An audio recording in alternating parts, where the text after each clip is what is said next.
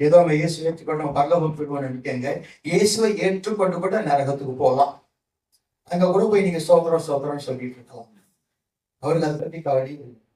நீங்க பரலோகத்துக்கு போக வேண்டுமானால் அந்த நித்திய ஜீவனாக இயேசுவை எப்படி தெரிந்து கொள்ள வேண்டும் என்று வசனத்தை ஆராய்ந்து பாருங்கள். அப்படிப்பட்டவர்களுக்கு நித்திய ஜீவன் உண்டு என்று சொல்லுகிறார். ஆகவே நித்திய ஜீவன் என்று சொல்லும் போது ஏதோ நம்ம இயேசு ஏற்றுக்கொண்டு நம்ம பரலோகம் போயிடுவோம்னு நினைக்கங்க. இயேசுவை ஏற்றுக்கொண்டு கூட நரகத்துக்கு போகலாம். அங்க கூட போய் நீங்க சோதரம்னு சொல்லிட்டு இருக்கலாம். அவருக்கு அதை பத்தி கவலை. நீங்க பரலோகத்துக்கு போக வேண்டுமானால் அந்த நித்திய ஜீவனாக இயேசுவை எப்படி தெரிந்து கொள்ள வேண்டும் என்று அந்த 1 யோவான் 5ஆம் அதிகாரத்திலே காணப்படுகிற வசனத்தை நான் வாசித்து முடிக்கிறேன். அன்றையும் நாம் சத்தியம் உள்ளவரை அறிந்து கொள்வதற்கு தேவனுடைய குமாரன் வந்து நமக்கு புத்தியை தந்திருக்கிறார் என்றும் அறிவோம். அவருடைய குமாரனாக இயேசு கிறிஸ்து எண்ணப்பட்ட சத்தியமானவருக்குள்ளும் இருக்கிறோம். இவரே மெய்யான தேவனும் நித்திய ஜீவனாக இருக்கிறார். பிள்ளைகளை நீங்கள் விக்கிரகங்களுக்கு விலகி உங்களை காத்துக் கொள்வீர்களாக. ஏன்னா விக்கிரகம் மனிதன் கையினால் செய்யப்படும். மனுஷன் ஆண்டவர் செய்ய முடியாது. ஆண்டவர் எவ்வளவு பெரிய, அவரை போய் மனுஷன் ஒரு உருவத்தில் செய்ய முடியாது, அவருக்கு பேர் வைக்க முடியாது. அதனால்தான் அந்த கடைசி சொல்கிறான், விக்கிரகங்களுக்கு விலகுவீங்க. நான் பிரதிமா கடவுள் உருவத்தில் இல்லை. சமஸ்கிருத வேதம் சொல்லுது.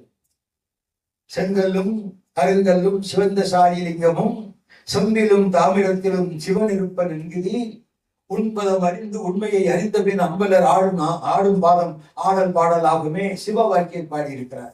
செங்கலிலும் கருங்கலிலும் ஆண்டவன் இல்லை, தாமிரத்துல இல்ல, வெங்கலத்துல இல்ல.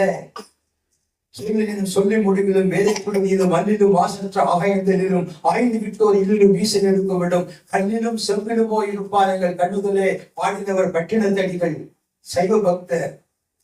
ஏனவர்கள் எல்லாம் அதை எதிர்த்து சொன்னார்கள். இந்த ஞான சித்தர்கள் பாடின பாடல்கள் இன்னைக்கு பள்ளிக்கூடத்துல பாடலா கூட பாடமா வைக்கலையே. ஏன் சைவ சித்தாந்தம் மெய்மே படிக்கிற தமிழ் மாணவனுக்கு பாடமா வைக்கப்படுவதில்லையே? ஏன் அவன் அதை படித்து விட்டால், ஆராய்ந்து விட்டால் உண்மை வெளிப்பட்டுவிடும் என்று இவைகளெல்லாம் பாடத்தில் வராதபடி வேற கம்பராமாயணம் 80 செயல்படி, சிலப்பதிகாரம் 40 வரிப்படி என்று மற்றதைத்தான் வைத்திருக்கிறார். ஏன் இவைகள் மறைக்கப்படுகின்றன? இவைகளும் வேத சத்தியம்தானே.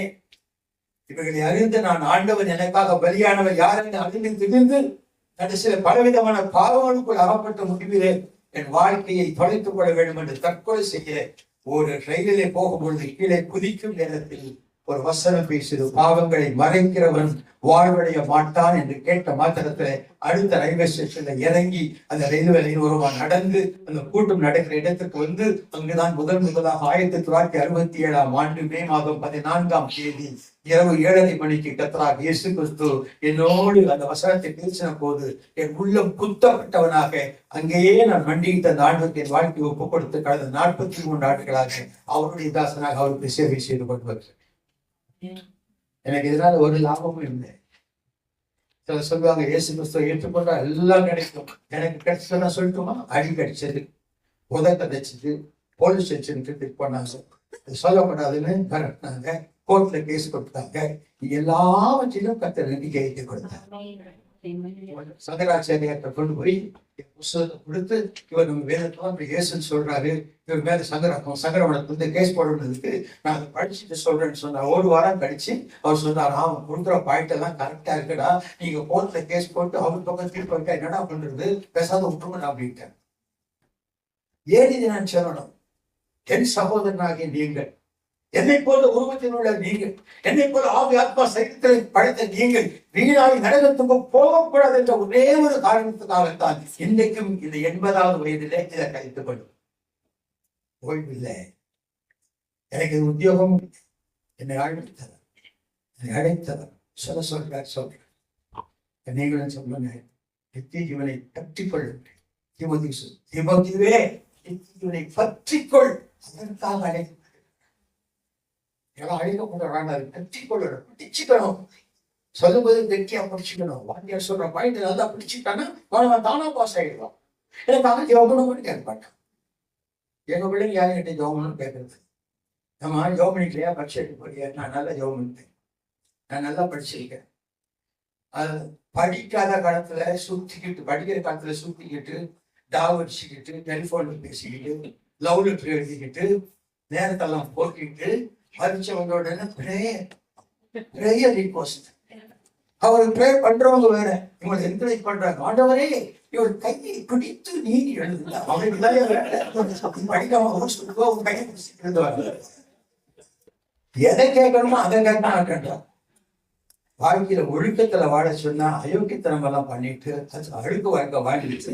கடைசியில ஆண்டவர்கிட்ட ஜெபம், ஆண்டவருடைய ஜெபத்தை அக்கிரம சிந்தை உள்ளவனாக இருந்தா ஜெபத்தை கேட்க மாட்டான். நம்ம இதை சொல்லுவோம். இந்த அன்பு ஆண்டவருக்கு நம்மை அடிப்படுத்துவோம். கண்களை மொழி நாங்கள் ஜெபிக்கலாம்.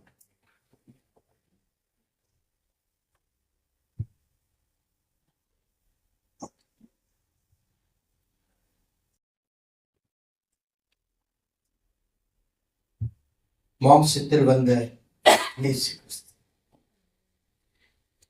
உலகத்தில் ஒப்பற்ற தெய்வம், ஒரு பாவமும் செய்யாமல் நன்மைகளையே செய்து அதற்காக தன் ஜீவனையும் காணிக்கையாக பரிகாரமாக பாவ மன்னிப்புக்கென்று ரத்தம் சிந்தி பாவ மன்னிப்புக்காக தன்னை ஒப்புக் கொடுத்தார்.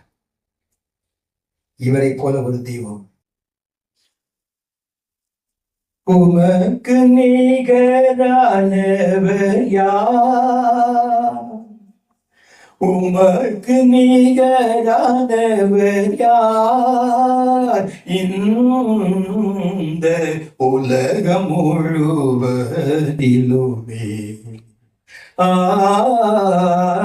உனக்கு நிகரானவர் யார்? தனக்கு தானே நிகராம் தாதி திருச்சூதனாம், தனக்கு தானே நிகராம் தாதி திருச்சூதனாம், மனு குலம் தன்னில் வந்து மானிடனாக வந்த உனக்கு நிகரானவர் யார்? தாய்மகளுக்காக சாவாளோ கூட பிறந்த தமையன் தம்பிக்காய் வாழ்வானோ,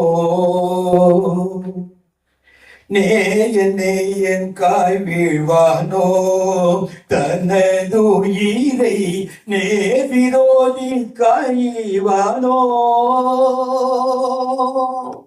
நீரும் இவ்வுலகில் வந்து நீசருக்காக மாண்டு, நீய மண்ணுலகில் வந்து நீசனுக்காக வந்து காயும் மனமளவற்காக மரித்தாயே சுவாமி, உனக்கு நிகரானவர் யார்? கந்தை ஊரின் தெரிந்தனை நீதியின் ஆண்டை கனக்க ஒழுத்துவித்தனை, மந்தையில் சேர்த்து வைத்தனை, பாபாவி என்னை மாற்றி அணைத்து காத்தனை,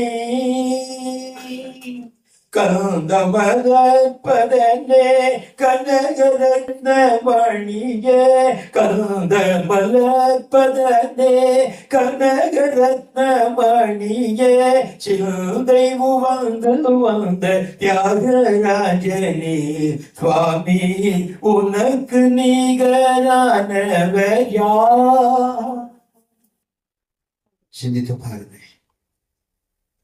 இயேசு கிறிஸ்துவுக்கு நிகராக நம்மை போல நாம் அணுகி செல்லும்படியாக ஒரு மனித கோலத்திலே அவர் ஆணுக்கும் பெண்ணுக்கும் பிறவாமல் பரிசுத்த ஆவியினாலே பிறந்தவர், பாவம் அறியாதவர், பாவம் இல்லாதவர், பாவம் செய்யாதவர், நன்மையே செய்து தன்னையே பலியாக்கின ஒரு தெய்வம் அவருக்கு நிகராக ஒருவர் இருக்கிறாரா?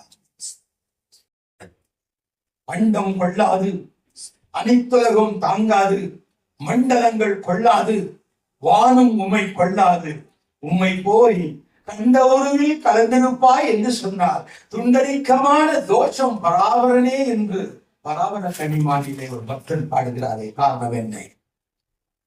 நான் வணங்கும் தெய்வம் என்னை போல் இருக்க மாட்டார்.